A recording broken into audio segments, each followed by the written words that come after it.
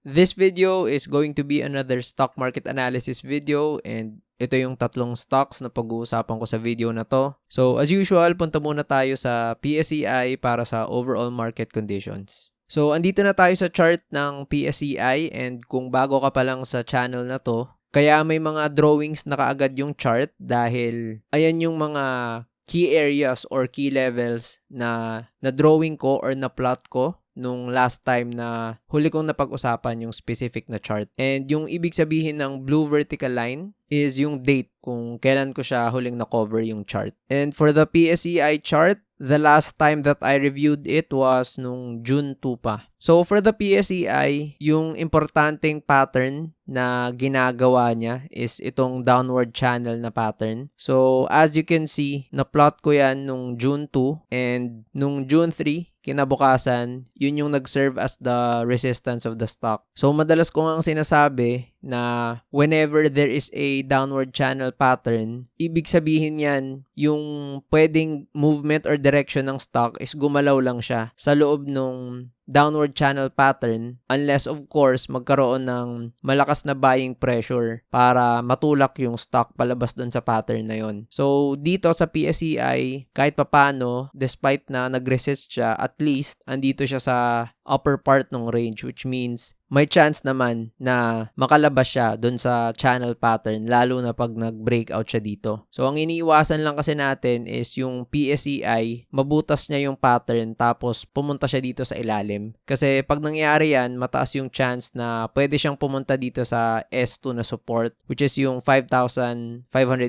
na level. So ngayon, it looks like the PSEI nagkaroon ng slight recovery doon sa 5.8 na level. So itong 5.8 na level, tatanggalin ko na yan kasi hindi siya nag-serve as a resistance. And this level here, yung swing low niya nung May 29. So that's around 5,766 na level. So para sa akin, ito na yung S1 na support niya. So, ibig sabihin, pag nagkaroon ng selling pressure na malakas for the PSEI, pwedeng i-revisit niya itong S1 na price level, and kung malakas pa nga, that means pwede siyang pumunta ulit dito sa trendline na support. And kung mas malakas pa lalo yung selling pressure, ayun na, pwede na nating sabihin na pwede siyang pumunta dito sa S2. So, for the PSEI, ang gusto ko nga mangyari sa kanya is makalabas na siya dito sa pattern, no? So, ine-expect ko yan probably 3rd week to 4th week ng June. So, okay yan na dito mangyari. Pero, syempre, kung within this trading week, makakapag-breakout na siya dito tapos mako-confirm niya, then, bakit hindi, diba? Kung mas maaga niyang malalagpasan yung immediate resistance niya. Basta yung importanteng milestone na magawa ng PSEI is malagpasan niya yung 6,000 na level na psychological resistance and mag-close na siya above ng 6K tapos hindi na pumunta sa ilalim. So, ayan yung gusto kong makita sa PSEI for this month. Dapat mag-close na siya above ng 6K. So, for the first stock na i-cover ko sa video na to, that's ASEN.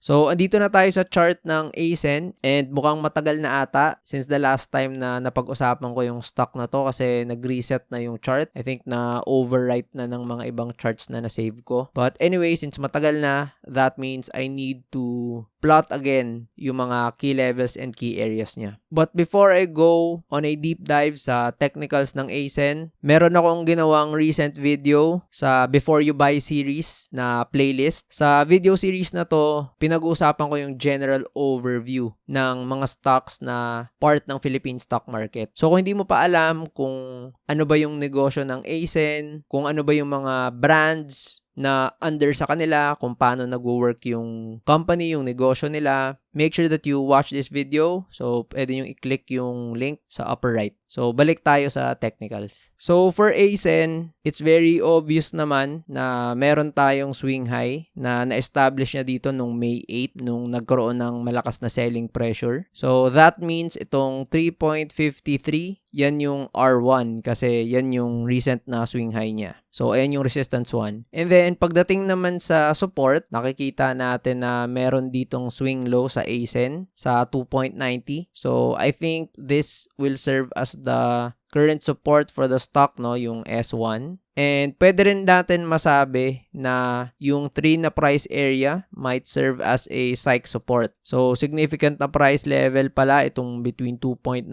papuntang 3. And you could also say na meron siyang binubuo na trendline support sa level na to. So, ibig sabihin, kung magkakaroon pa ng further selling pressure sa ASEN, no, it looks like pwede niyang puntahan talaga yung 3 na price area. Tapos, kung malakas pa talaga yung selling sa 2.90. So, of course, if the price moves past itong 3.53, so, tingnan natin kung ano yung possible resistance niya towards the left. So, wala masyadong obvious na resistance. Bukod dito sa 4.23, no? Yung resistance pa niya to nung first week ng January last year pa. So, hindi naman ibig sabihin na pag nakalagpas yung ASEN dito sa R1 is pupunta agad siya dito sa R2 level niya. Kasi syempre pwede pa naman magkaroon ng selling pressure in between. So, ito lang yung next na strong resistance niya. And syempre, dito sa 4, pwede ring psych resistance tayo dyan. So, significant level, no, na kailangan lagpasan ng ASEN, yung 4 na price area. So, for ASEN, no, very surprising yung ginawa niyang move netong last trading day nung June 5. So, nag-jump siya ng a little more than 11%,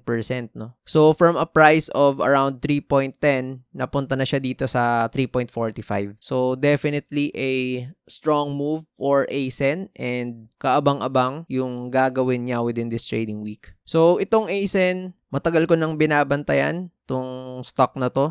And I currently have a position sa ASEN, sa aking Dragonfly na portfolio, which is the portfolio I use for my long-term positions. And ayan, nakikita nyo sa screen that I'm already up by nearly 34%. So, average price around 2.57 rounded up. So, at 33.83% unrealized profit, that means for every 10,000 pesos invested, nakapag-return na yung ASEN position ng around 3,300 pesos. So, if you guys want to know kung paano ko nahuli yung ASEN, I talk about the stocks that I'm currently monitoring and yung mga stocks na hawak ko sa portfolio ko. You can send me an email sa mga address na to. Ilagay nyo lang sa subject membership and just answer these 3 questions. So, for the next stock, that's Ayala Corporation.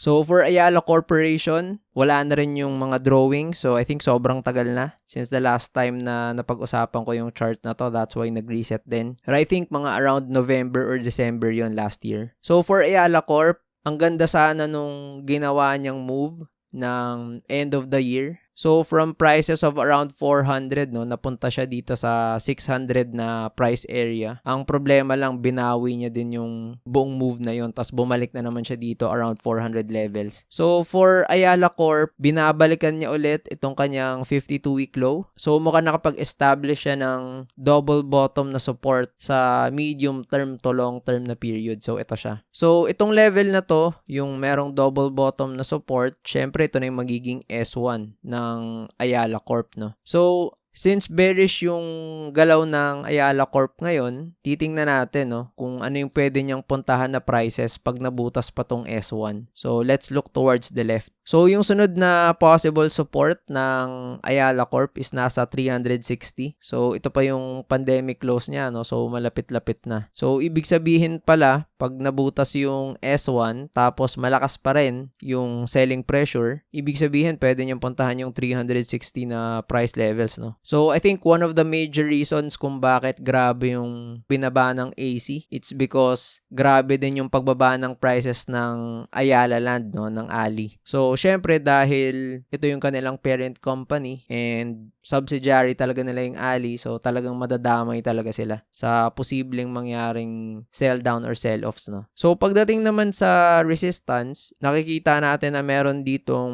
very obvious na swing high nung May 28. So, yung resistance na yan, andito sa around 469 to 470 na price area. So, itong red arrow na to. So, syempre, ito yung magiging R1. So, for Ayala Corp, ibig sabihin, it needs to move past yung R1 na resistance niya in order for the stock to test kung kaya ba niyang lagpasan yung 500 price levels. So, it looks like kung hindi papasok yung malakas na buying pressure or malakas na selling pressure, pwedeng ang maging galaw lang ng Ayala Corp is maglaro lang siya sa loob nitong box or ng consolidation niya. So, tingnan natin this coming trading week kung magkakaroon ba ng malakas na selling pressure sa AC, kung mahihila ba ng mga sellers yung stock na to papunta sa S2. So, for the next stock, that's Converge.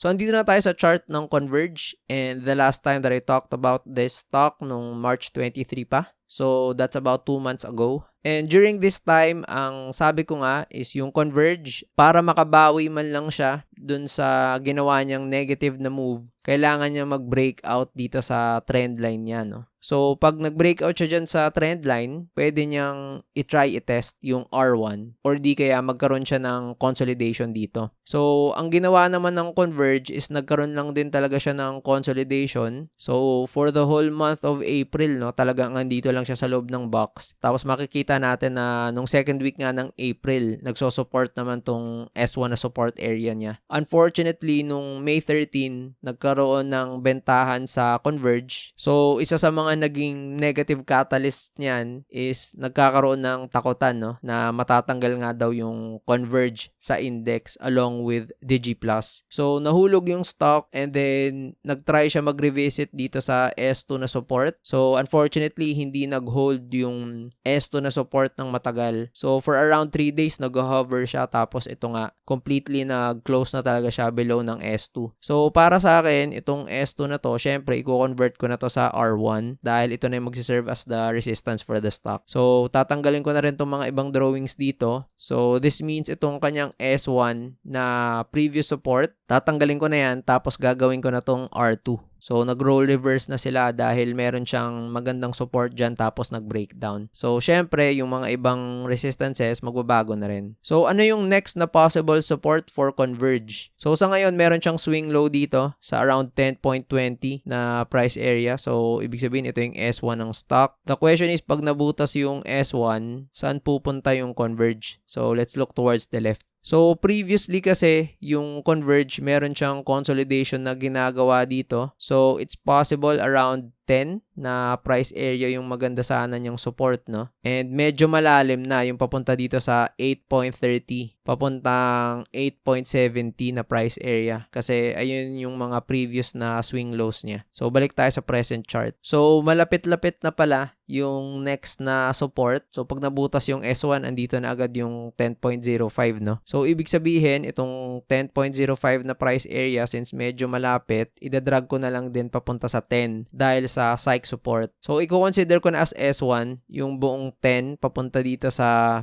10.20 na price area. And then, the price at 8.70. So, para sa akin, ito na yung gagawin kong S2. So, medyo malalim na pala, no? Pag nabutas niya yung S1. Tapos, sobrang lakas talaga ng selling pressure. Pwede niyang abatin yan. And then, S3, dito sa 8.30. I think dito yung kanyang major support talaga. Sobrang importante for Converge na hindi na mabutas yung 10. Kasi yung next na strong support niya, S2 tapos S3 na. So, hindi ko naman sinasabi na pag nabutas yung S1, diretso siyang pupunta dito. Of course, pwedeng magkaroon niya ng mga aggressive na traders or mga investors na nakakahanap na talaga ng value sa kanya. So, in between, pwede na siyang magkaroon ng support dyan. So, sinasabi ko lang na pagdating sa charts, ito yung next na strong support niya. And posible din na hindi na siya umabot dito kasi may psych support din tayo sa 9. So, much like Ayala Corp, kailangan mag-hold yung mga pinakamalapit na support ng Converge kasi pag hindi, pwede pa siyang magkaroon ng further selling pressure. So how about you guys? What do you think about these stocks? Let me know in the comment section. And if you haven't watched yung before you buy videos ko, you can click towards the upper right and stock market lesson videos sa bottom right. And don't forget to like this video and subscribe sa channel na to so you'll always be updated sa future videos na i-upload ko pa.